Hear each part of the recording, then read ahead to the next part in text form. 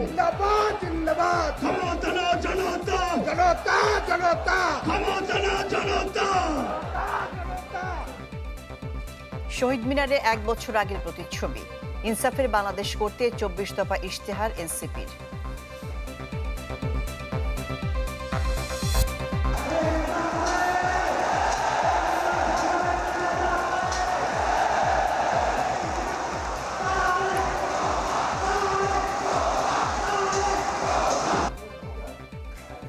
শহীদদের স্মরণে ছাত্রদলের কর্মসূচিতে নেতাকর্মীদের ঢল, তারুণ্যের প্রথম ভোট চাইলেন ধানের শীর্ষে তারেক রহমান।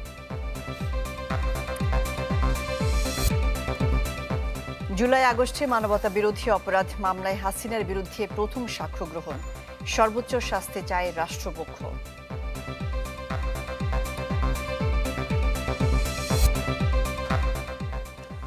একরাশ শূন্যতা নিয়ে খুলল মাইলস্টোন স্কুল, মৃত্যুর সংখ্যা নিয়ে ধোঁয়াশা নেই দাবি অধ্যক্ষের।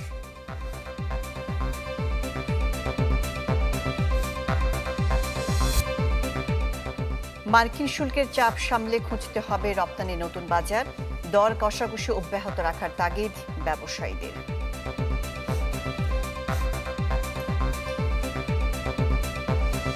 কেন্দ্রীয় শহীদ মিনার যেন ফিরে গেল 1 বছর আগে।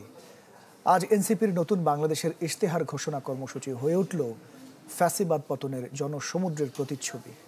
জাতীয় নাগরিক পার্টির আহ্বায়ক নাহিদ ইসলাম পাঠ করেন 24 দফা ইশতেহার। এতে নতুন সংবিধান, ন্যায়ভিত্তিক বিচার ব্যবস্থা, ইনসাফ ভিত্তিক অর্থনীতি গড়ে তোলা সহ আরও বেশ কিছু অঙ্গীকার তুলে ধরা হয়। 1 বছর আগে এই শহীদ মিনার থেকে ডাক আসে ফ্যাসিবাদী শাসন ব্যবস্থা বিলোপের। যারা সেই ডাক দেন তাদের হাতে গড়া দল এনসিপি এই একই জায়গা থেকে ঘোষণা দিল ইশতেহার, যাকে এনসিপি বলছে নতুন বাংলাদেশের ইশতেহার। পূর্ব ঘোষিত এই ইশতেহার ঘোষণা কর্মসূচিতে অংশ নিতে বিভিন্ন জেলা উপজেলা থেকে আসেন দলটির নেতাকর্মীরা, যাদের অধিকাংশই তরুণ। দলের কেন্দ্র ও প্রান্তের কর্মীদের উপস্থিতিতে কেন্দ্রীয় শহীদ মিনার পরিণত হয় জনারণ্যে। পরে দলের আহ্বায়ক নাহিদ ইসলাম পাঠ করেন 24 দফা ইশতেহার। এতে অঙ্গীকার করা হয় গণপরিষদের মাধ্যমে নতুন সংবিধানের, যার মাধ্যমে বিদায় দেয়া হবে একনায়কতন্ত্র, পরিবারতন্ত্র ও ফ্যাসিবাদী কাঠামোকে। নিরপেক্ষ নির্বাচনের জন্য আইনের মৌলিক পরিবর্তন ও রাষ্ট্র কর্তৃক নির্বাচনের ব্যয় নির্বাহের মাধ্যমে কালো টাকার প্রভাব কমানো। একই সাথে এনসিপি প্রত্যয় ঘোষণা করে জুলাই অভ্যুত্থানের স্বীকৃতি, বিচার, গণতন্ত্র ও রাষ্ট্রীয় প্রতিষ্ঠানের সংস্কার, ন্যায়ভিত্তিক বিচার ব্যবস্থা ও আইন সংস্কার এবং জনবান্ধব আইন শৃঙ্খলা রক্ষা বাহিনী গড়ে তোলার। পুরাতন ঝেড়ে ফেলে আমাদের রাষ্ট্রের নতুন যাত্রায় আমাদের প্রথম অঙ্গীকারী হচ্ছে গণপরিষদের মাধ্যমে একটা নতুন সংবিধান। জুলাইয়ের আকাঙ্ক্ষা পূরণে আমাদের এই নতুন সংবিধান একনায়কতন্ত্র, পরিবারতন্ত্র, ফ্যাসিবাদী কাঠামোর বিলোপ করে একটি বৈষম্যহীন গণতান্ত্রিক, অন্তর্ভুক্তিমূলক ও জনকল্যাণমুখী রিপাবলিক গঠন করবে। এই ইশতেহারে আরও আছে এমন একটি স্বাস্থ্যসেবা গড়ে তোলার প্রতিজ্ঞা, যেখানে অর্থাভাবে কেউ চিকিৎসা থেকে বঞ্চিত হবে না। শিক্ষানীতি হবে এমন যা গড়ে তুলবে দক্ষ ও জ্ঞানভিত্তিক সমাজ। শিক্ষা পণ্য নয়, হবে অধিকার। এছাড়া ইনসাফ ভিত্তিক কল্যাণমুখী অর্থনীতি, বহুমুখী বাণিজ্য শিল্পায়ন নীতি, নারী নিরাপত্তা, প্রবাসী বাংলাদেশিদের অধিকার, বাংলাদেশপন্থী পররাষ্ট্র নীতি সহ আরও কয়েকটি বিষয় উল্লেখ করা হয়েছে এনসিপির ইশতেহারে। আমরা এমন একটা ইনসাফের রাষ্ট্র গড়ে তুলতে চাই যেখানে রাষ্ট্রীয় প্রতিষ্ঠানগুলো হবে জাতি, ধর্ম, বর্ণ নির্বিশেষে নিরপেক্ষ, নৈর্ভিত্তিক, মানবিক ও গণমুখী। জনসেবাই হবে তাদের মূল মন্ত্র। একই সঙ্গে রাষ্ট্রের সকল সাংবিধানিক ও বিধিবদ্ধ জবাবদিহিতা নিশ্চিতকারী প্রতিষ্ঠানের ক্ষমতা বৃদ্ধি করা হবে, যেন এই প্রতিষ্ঠানগুলো স্বাধীনভাবে কাজ করে নির্বাহী বিভাগের কর্তৃত্ব পরায়ণ হওয়ার প্রবণতা প্রতিহত করতে পারে। ইশতেহার ঘোষণা কর্মসূচিতে দলটির অন্য নেতারা হুঁশিয়ারি দেন, কোনো অবস্থাতেই ফিরতে দেওয়া হবে না ফ্যাসিবাদী ব্যবস্থা। আমরা জানি এলাকায় এলাকায় আপনাদেরকে বাধা দেওয়া হচ্ছে, এনসিপির কর্মীদেরকে বাধা দেওয়া হচ্ছে। আমরা দেখতে কণ্ঠে বলতে চাই, টেকনাফ থেকে তেতুলিয়া, রূপসা থেকে পাথুরিয়া, এনসিপির একটা নেতা কর্মীর দিকে যদি কেউ চোখ তুলে তাকায়, আমরা তাকে রাজনৈতিক ভাবে মোকাবেলা করব। ওই ৭২ যে সংবিধান একটা দলের সংবিধান ছিল, যে সংবিধানের ড্রাফট আরেকটা দেশ থেকে পাশ হয়ে এসেছে, সেই মুজিববাদী সংবিধান এই বাংলাদেশে আর আমরা থাকতে দিতে পারি না। জুলাই ঘোষণাপত্রকে সাংবিধানিক স্বীকৃতি প্রদান করতে হবে। জুলাই সনদকে আইনি স্বীকৃতি দিতে হবে। লিগ্যাল ফ্রেমওয়ার্ক অর্ডার করে এলএফও করে জুলাই সনদকে কার্যকর করতে হবে। 24 দফা বাস্তবায়নে দেশবাসীকে আহ্বান জানান এনসিপি নেতারা। রুমেশ হুসাইন, চ্যানেল 24, ঢাকা। কথা বলার রাজনীতি নয়, মানুষের জীবনমান উন্নয়নে কাজ করবে বিএনপি, এমন মন্তব্য করে আগামী নির্বাচনে তারুণ্যের প্রথম ভোট ধানের শীষে চাইলেন দলটির ভারপ্রাপ্ত চেয়ারম্যান তারেক রহমান। আর জুলাই শহীদদের স্মরণে ছাত্র দলের কর্মসূচিতে বিএনপি নেতারা আহ্বান জানিয়েছেন বিভেদের পরিবর্তে ঐক্য ধরে রাখার। তারেক রহমান বীরের বেশে আসবে, বীরে বাংলাদেশে। জুলাই বিপ্লবের পর রাজধানীতে ছাত্র দলের প্রথম কোনো বড় গণজমায়েত। রাজধানীর শাহবাগে গণ অভ্যুত্থানের বর্ষপূর্তির এই আয়োজন শুরু হয় বেলা ৩টায়। তবে তার অনেক আগে থেকেই জড়ো হতে থাকেন নেতাকর্মীরা। সমাবেশস্থল ছাপিয়ে মৎস্যভবন, কাটাবন ও ঢাকা বিশ্ববিদ্যালয়ের টিসি এলাকায়ও মুখর হয়ে ওঠে স্লোগানে স্লোগানে। ছাত্রদল কর্মীদের উচ্ছ্বাসে বাধা হয়ে দাঁড়াতে পারেনি মেঘ কিংবা রোদ্দুরও। জনসমাবেশ থেকে সাধারণ শিক্ষার্থীদের মান উন্নয়নে 9 দফা ঘোষণা করেন ছাত্রদলের সভাপতি। হুঁশিয়ারি দেন ষড়যন্ত্র মোকাবিলায় রাজপথে থাকার। শিক্ষাঙ্গনে দেশপ্রেম, নির্যাতন, গণরোধ সংস্কৃতি, জোরপূর্বক রাজনৈতিক কর্মসূচিতে অংশগ্রহণ বাধ্য করে এবং রাজনৈতিক মতভেদের কারণে শিক্ষার্থীদের উপর নির্যাতনের মতো ঘৃণিত চর্চার স্থায়ী বিলুপ সাধন এবং সকল ধরনের সন্ত্রাস ও অপরাধমূলক কর্মকাণ্ডের প্রতিরোধে ছাত্রদল সক্রিয় ভূমিকা পালন করবে। কর্মসূচিতে বিএনপি মহাসচিব দাবি করেন ফেব্রুয়ারিতে নির্বাচন হবে এমন প্রত্যাশা করে দেশের মানুষ। আমাদের সামনে এখন লড়াই যে বাংলাদেশে একটা গণতান্ত্রিক রাষ্ট্র প্রতিষ্ঠা করা। আমরা সেই লক্ষ্যে গিয়ে চলেছি। গোটা বাংলাদেশের মানুষ অপেক্ষা করে আছে যে ফেব্রুয়ারি মাসে নির্বাচন হবে। তার আগে গোটা বাংলাদেশের মানুষ অপেক্ষা করে আছে আমাদের নেতা তারেক রহমান সাহেব দেশে ফিরে আসবেন। প্রধান অতিথির বক্তব্যে বিএনপির ভারপ্রাপ্ত চেয়ারম্যান জানান, কথা বলার রাজনীতি নয়, মানুষের জীবন মানের উন্নয়নে রাজনীতি করতে চায় তাদের দল। যদি তোমরা আগামী দিন সাহস এবং সততার সঙ্গে এগিয়ে যাও, তাহলে বাংলাদেশের গণতান্ত্রিক আমি জনগণ তোমাদের সাথে আছে। ইনশাল্লাহ তোমাদের সাথে ভবিষ্যতেও তারা থাকবে। মনে রাখবে সবসময় একটি কথা, এই দেশের জনগণই বিএনপি তথা বাংলাদেশী জাতীয়তাবাদী শক্তির সকল রাজনৈতিক ক্ষমতার উৎস। আগামী দিনে আমরা নবীন এবং প্রবীণ সবাই মিলে তেমন একটি বাংলাদেশ গড়তে চাই। আমরা একজন মায়ের চোখে যেমন বাংলাদেশ, তেমন একটি বাংলাদেশ আমরা গড়ে তুলতে চাই। তারেক রহমান বলেন, নবীন প্রবীণের মেলবন্ধনে নতুন বাংলাদেশ গড়তে চায় বিএনপি। আহ্বান জানান তারুণ্যের প্রথম ভোট ধানের শীষে দেয়ার। গত 1.5 দশকে ভোট প্রয়োগের অধিকার বঞ্চিত 3.5 কোটি ভোটার সহ সবার সমর্থন এবং সহযোগিতা চাই। তারুণ্যের প্রথম ভোট ধানের শীষের জন্য হোক। তারুণ্যের প্রথম ভোট ধানের শীষের জন্য হোক। সকল ষড়যন্ত্র মোকাবিলায় শিক্ষার্থীদের সচেতন থাকার আহ্বান জানান বিএনপির ভারপ্রাপ্ত চেয়ারম্যান। দেশের সকল দুর্যোগ বা ক্রান্তি লগ্নে তরুণরা সামনে থেকে নেতৃত্ব দিয়েছে। সবশেষ জুলাই আগস্টের গণঅভ্যুত্থানে তরুণদের নেতৃত্বেই রাজপথে নেমে এসেছিল দেশের আপামর জনতা, যেখানে গুরুত্বপূর্ণ অবদান ছিল ছাত্রদলেরও। আজকের এই জনসমাবেশ থেকে বিএনপির শীর্ষ নেতৃত্ব আবারও স্মরণ করলেন ছাত্রদলের বিগত সময়ের আন্দোলনের আত্মত্যাগের কথা। পাশাপাশি তুলে ধরলেন আগামীর বাংলাদেশে তরুণদের নিয়ে তাদের নানা ভাবনার কথা। শাহনেওয়াজ বাবলু, চ্যানেল 24, শাহবাগ, ঢাকা। 5 আগস্ট বিকেল 5টায় রাজধানীর মানিক মিয়া এভিনিউয়ে পাঠ করা হবে জুলাই ঘোষণাপত্র। প্রধান উপদেষ্টার ভেরিফাইড ফেসবুক পেজে এই তথ্য জানানো হয়েছে। গণ অভ্যুত্থান এবং এর আগের বাস্তবতা, ঐতিহাসিক প্রেক্ষাপট, সামনে কেমন বাংলাদেশ প্রত্যাশা, সেসব কিছু থাকবে এই ঘোষণাপত্রে। পোস্টে বলা হয় ৩৬ জুলাই ঘোষিত হবে জাতির আকাঙ্ক্ষিত ঘোষণাপত্র। এ উপলক্ষে দিনব্যাপী আয়োজন থাকবে মানিক মিয়া এভিনিউয়ে।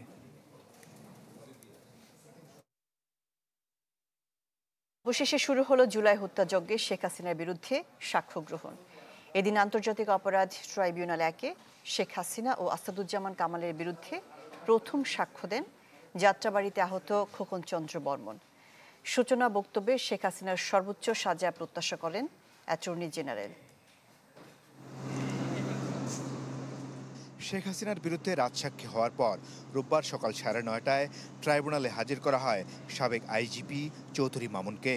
অন্য সময় মাথায় হেলমেট, বুকে ভেস্ট থাকলেও এদিন ছিলেন অনেকটাই নির্ভার।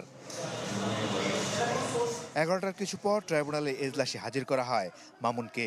প্রথমে একটু দ্বিধায় পড়লেও শেষ পর্যন্ত কাচের ঘেরা খাঁচাতেই ঠাঁই হয় তার। এরপর শেখ হাসিনার বিরুদ্ধে সূচনা বক্তব্য শুরু করেন অ্যাটর্নি জেনারেল।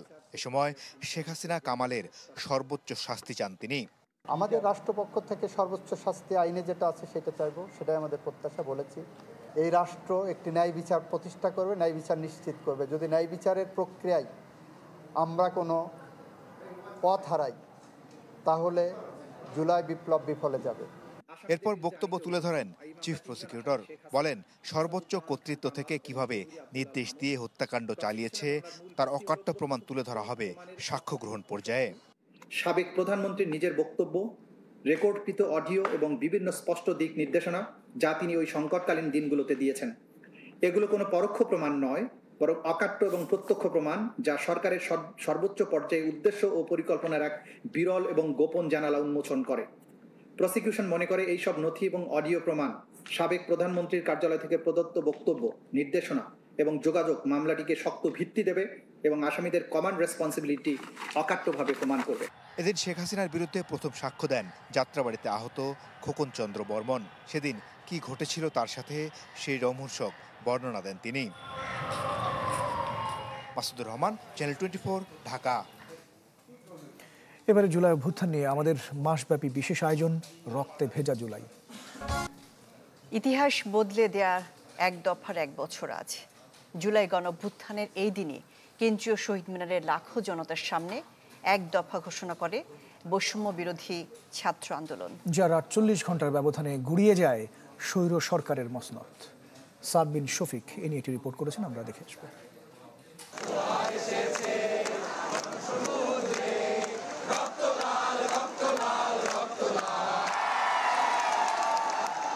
স্মৃতির মিনার সেদিন ঝলসে উঠেছিল দ্রোহের আগুনে। মিনার চত্বরের সীমানা ছাড়িয়ে লাখো কণ্ঠে ক্ষুব্ধ উচ্চারণ ছড়িয়ে পড়েছিল দেশের প্রতিটি প্রান্তে। 24-এর কোটা বৈষম্য বিরোধী আন্দোলন দমাতে গিয়ে নির্বিচার হত্যাযজ্ঞের পর ঘটনা পরম্পরা যে সরকার পতনের পথে এগুচ্ছে তাই স্পষ্ট হয়ে ওঠে জুলাইয়ের শেষ সপ্তাহে। শিক্ষার্থী থেকে পেশাজীবী, শিল্পী থেকে বুদ্ধিজীবী, সব শ্রেণী পেশার মানুষ বজ্রকণ্ঠে চূড়ান্ত বার্তা দিয়েছিল নড়বড়ে মসনদে থাকা শেখ হাসিনাকে। ছাত্র নেতাদের স্মৃতিতে 3 আগস্টের সেই মুহূর্তগুলো আজও জলজলে। 2রা আগস্ট একটা ভিডিও ভাইরাল হয়েছে, 9-এর মধ্যে যে রক্তের ছিটা পড়ে এক হয়ে যায়। তো এটা খুবই ক্লিয়ার ছিল যে 3 তারিখে 1 দফা ঘোষণা হচ্ছে এবং আমরা এটা নিয়ে আমাদের মেন্টাল প্রিপারেশন ছিল এবং স্টেক হোল্ডারগুলোর সাথে আমাদের ওই কমিউনিকেশন ছিল এবং 3 তারিখে মূলত জনগণের মধ্যে এসে জনগণের ভাষাটাকে নাহিদ ইসলাম কালেকটিভলি তিনি প্রকাশ করেন এবং এটা ছিল একটা গুজবাম। 1 দফার ঘোষণাটা দেওয়ার পরে আমরা সবাই মোটামুটি নিশ্চিত হয়ে যাই যে এখান থেকে আর সরার কোনো জায়গা নেই।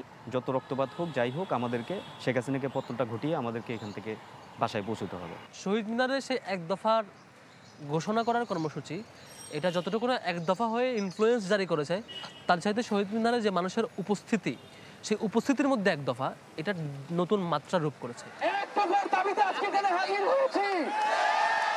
গণহত্যা আর গণগ্রেপ্তারে দমবন্ধ পরিস্থিতিতে সেদিন গোটা বাংলাদেশের চোখ ছিল এই দ্রোহের চত্বরে।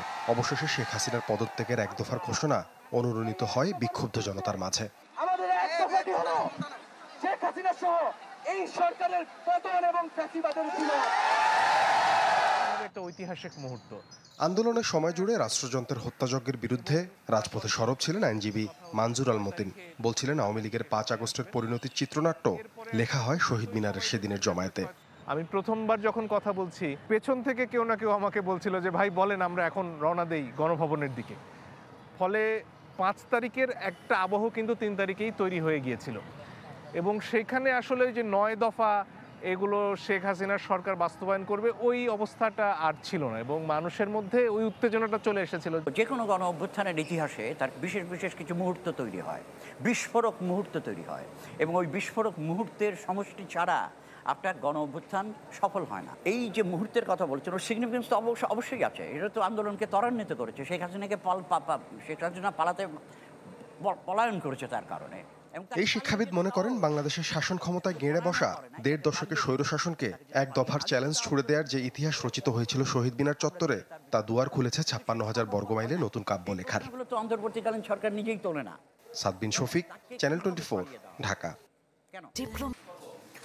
বিমান দুর্ঘটনার 12 দিন পর সীমিত পরিসরে খুলেছে মাইলস্টোন স্কুল, তবে হয়নি ক্লাস পরীক্ষা। বুধবার থেকে পুরো দমে শুরু হতে পারে একাডেমিক কার্যক্রম। শিক্ষার্থীদের ট্রমা কাটাতে কাউন্সেলিং অব্যাহত থাকবে বলে জানিয়েছে স্কুল কর্তৃপক্ষ। এদিন নিহতদের জন্য হয় দোয়া ও স্মরণ সভা। শোকের 12তম দিন,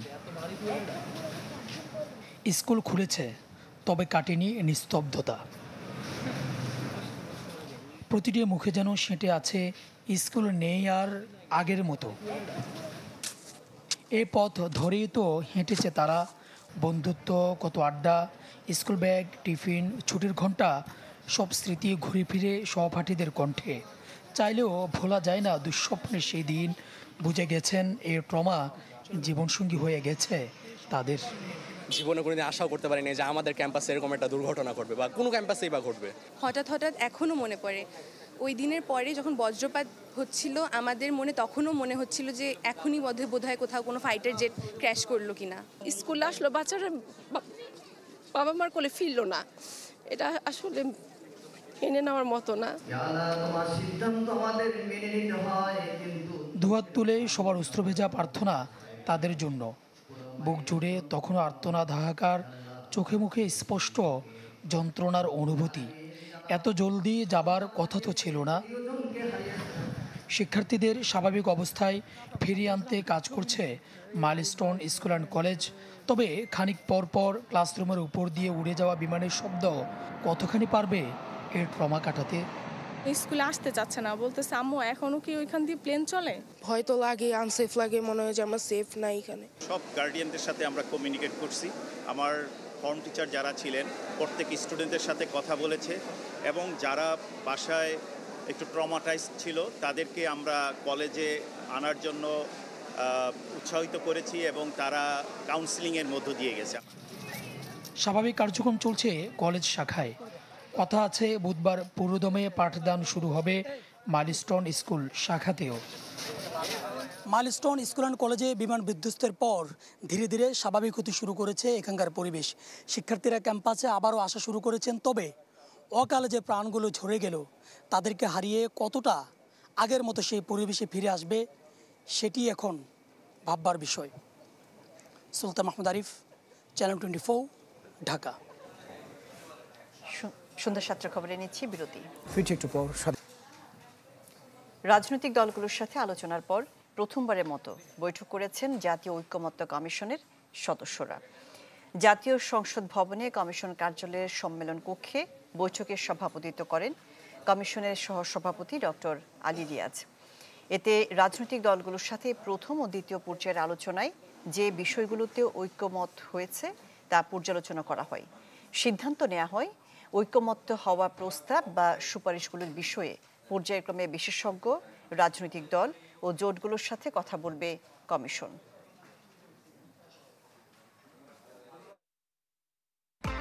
তবে এখনই স্বস্তিতে ভুগতে চান না ব্যবসায়ীরা। আর ল্যাটিন আমেরিকা ও মধ্যপ্রাচ্যের দেশগুলো সহ নতুন বাজার খোঁজার পরামর্শ অর্থনীতিবিদদের।